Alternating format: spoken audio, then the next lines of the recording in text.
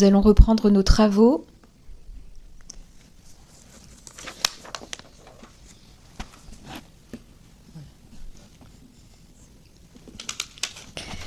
Bien, Madame, bienvenue à l'Assemblée nationale.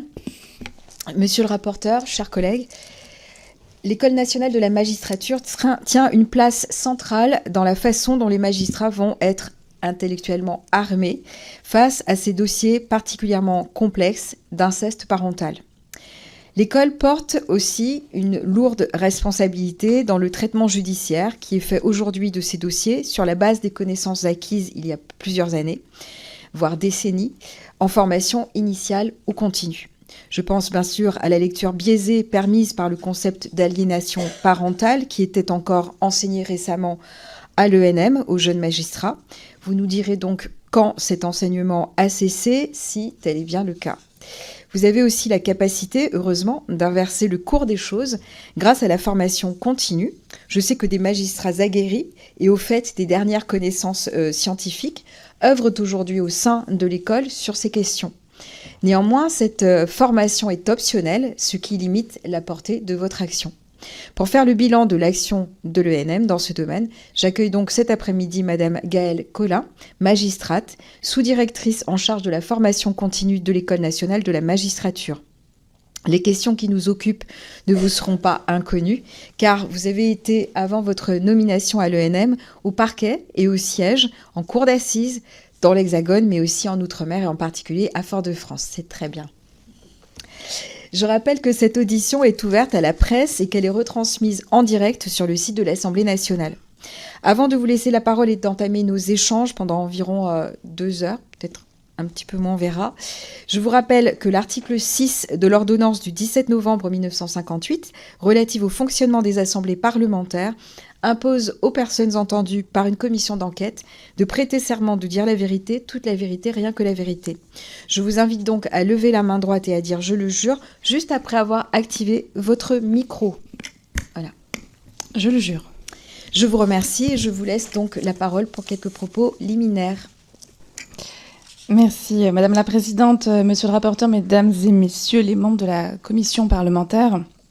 J'ai l'honneur, vous l'avez indiqué, de représenter Madame la directrice de l'École nationale de la magistrature, qui regrette bien sûr, je me fais aujourd'hui sa voix, de ne pouvoir se rendre disponible.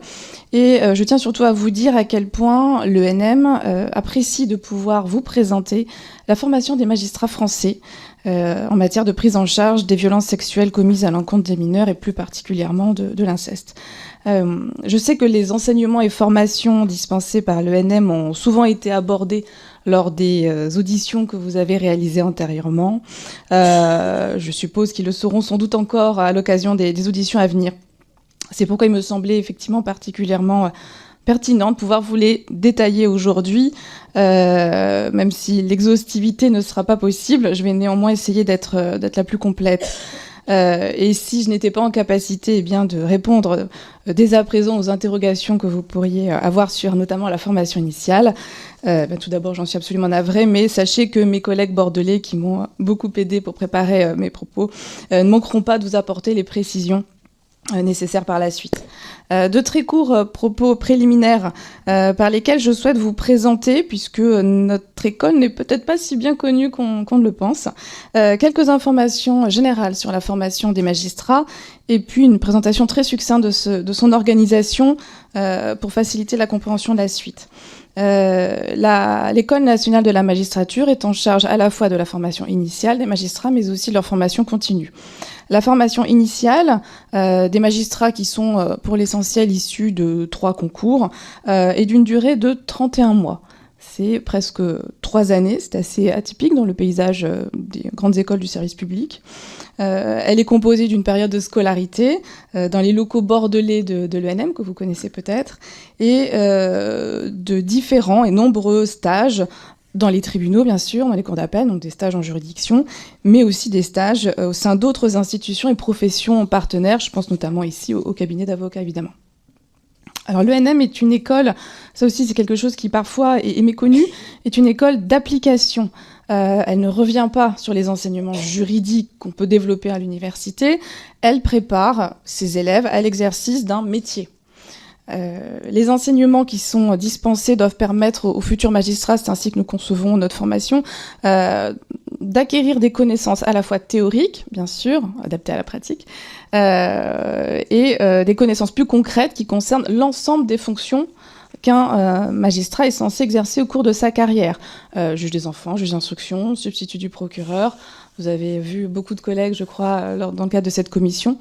Une formation de 12 mois permet également aux stagiaires issus du concours professionnel. C'est un concours qui a été créé il y a peu de temps et qui permet à ces stagiaires, on dit, de disposer d'une formation qui est beaucoup plus longue qu'auparavant, puisqu'elle est désormais d'1 an, et qui leur permet d'acquérir les connaissances suffisantes pour, on l'espère en tout cas, exercer à terme des fonctions non spécialisées, cette fois, de juge ou de substitut du procureur. Et dès la fin de cette formation initiale, c'est l'ensemble des magistrats en exercice qui est astreint depuis 1972. Et ça aussi, c'est quelque chose qu'on voit assez peu dans le paysage des écoles de service public, à une obligation de formation continue d'une durée de 5 jours par an, à laquelle ces magistrats devront se soumettre tout au long de leur carrière, soit si on prend le schéma type d'un auditeur de justice qui sort de l'école après des études universitaires, une 40aine d'années. Donc cette fois-ci, l'ENM accueille dans ses locaux parisiens les magistrats et les autres publics qu'elle forme, puisqu'elle ne forme pas que des magistrats. Je pense aux attachés de justice qui travaillent beaucoup sur les violences intrafamiliales, les assistants spécialisés, les magistrats temporaires, mais la liste est beaucoup plus longue. Et en formation continue, l'ENM conçoit chaque année environ 600 actions de formation continue nationale. C'est un catalogue assez dense. Il est désormais totalement dématérialisé, mais je vous en ai apporté un exemplaire néanmoins imprimé pour que vous puissiez le consulter et noter cette densité. Ce catalogue parisien est complété par une offre régionale grâce au relais dont dispose l'école dans l'ensemble des cours d'appel de métropole et d'outre-mer aussi, évidemment, et j'y apporte une attention particulière. Les enseignements et formations dispensés par l'ENM accompagnent, vous le constaterez donc, les magistrats depuis leur réussite au concours jusqu'au dernier jour de leur exercice professionnel. Un mot rapide sur notre organisation pédagogique qui présente l'avantage d'être commune à la formation initiale et à la formation continue.